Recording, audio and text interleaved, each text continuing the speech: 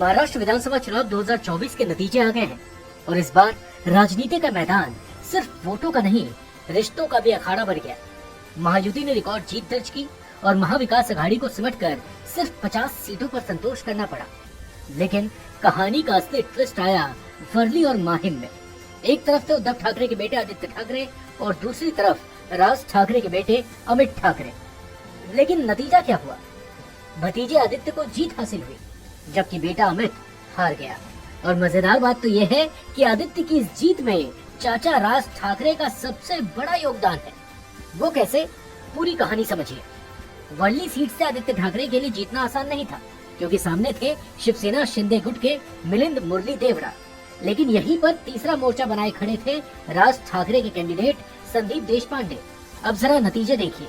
आदित्य को मिले 60,000 से ज्यादा वोट, मिलिंद देवड़ा को 52,000 से ज्यादा वोट और संदीप देशपांडे को 18,858 वोट। यानी अगर राज ठाकरे की पार्टी को मिले 18,858 वोट शिंदे गुट को चले जाते तो आदित्य का मामला बिगड़ जाता, क्योंकि आदित्य ठाकरे को सिर्फ 8,408 वोटों की बढ़त से जीत मिली। अब अगर राज ठाकरे ने संदीप देशपांडे को मैदान में न उतारा होता तो शायद आदित्य का जीतना मुश्किल हो जाता। अब चलते हैं माहिम, जहां राज ठाकरे के बेटे अमित ठाकरे मैदान में थे। बीजेपी ने उन्हें सपोर्ट भी दिया, लेकिन शिवसेना शिंदे गुट के साथ बात नहीं बनी और कहानी उलझ गई। शिवसेना शिंदे गुट ने सदा सर्वांकर को टिकट दे दिया, जिसका नतीजा क्या हुआ? शिवसेना उद्धव गुट के महेश बलराम सावंत ने 1080 वोटों के मामूली अंतर से बाजी मार दी।